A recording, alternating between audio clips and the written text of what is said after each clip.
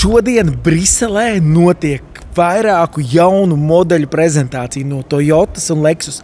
Protams, ka lielākais jaunums ir RAV4, un tagad tieši, kur stāvu es šeit, diemžēl šobrīd nevar to publicēt, paies vairākas dienas, bet tad mēs varēsim redzēt, kas tad ir parādīts jauns no Toyotas, un tieši RAV4, kas ir populārākais modelis ne tikai Latvijā. Būtībā tikai kopējā vēsturē pārdošanas rādītājs Toyota Corolla ir apsteigusi un bijusi numur 1. Un tam seko RAV4. Tā kā šis te populārais modelis tagad ir jaunā izskatā, bet es nevaru tagad to parādīt. Bet te mēs varam redzēt, kur tas viss notika. Ir arī jauns Lexus ES. Parādīja arī jauno Toyota BZ4X modeli Tourings, tātad pilnā aizmugura. Bet tā tas viss izskatās.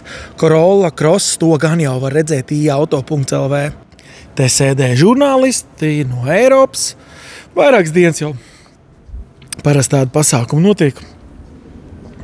Bet, tā. Galvenais ir neiekatrēt mašīnu pirms laika.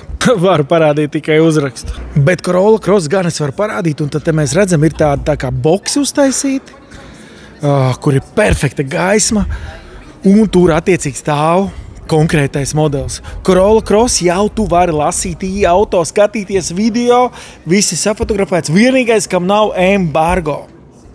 Embargo auto industrijā ir tāda ierasta lieta, proti iemesls ir tāds, lai visi mēdī paspēja laicīgi uzrakstīt, kuriem iet ilgāk, un tad kopā visi nopublicēt, lai nav tā, ka es tagad ierakstu uzreiz video, nopublicēju un sanāk, ka mums ir pirmajiem. Bet šo modeli jau var, taču te vēl ir Lexus ES, to gan es nenofilmēšu. Šī ir perfekta gaisma filmēšanai, kadrs ir tāds dziļš, jauks, var bišķi piegaišināt, ar tādiem speclīdzekļiem, un reku te tas ir uztais smuks bildīts. Jā, Corolla Cross. Vispār kopējā līnija, to gan es varu teikt, izskatās krietni modernāk, un RAV4 nav tā kā modernizācija, kad ir bišķiņ kaut kas pamainīts. RAV4 izskatās stipri savādāk, gan iekšpusē, gan ārpusē. Es gan nezinu, kāpēc BZ4X Touring nevar publicēt. Mēs jau vakar nopublicējām to pašu, ko viņi bija Eiropā Toyota publiskojusi, bet es nevaru griezties tālāk. Un tā mums te iet, darbiņš, un skatāmies par katru. Īstenībā tas grūtākais ir tas embargo, jo tad tev bišķiņ zūd motivācija samontēt gala materiālu un to parādīt. Bet parād šādi tāds aizkulis, daži tā, kur jau ir dienas beigas.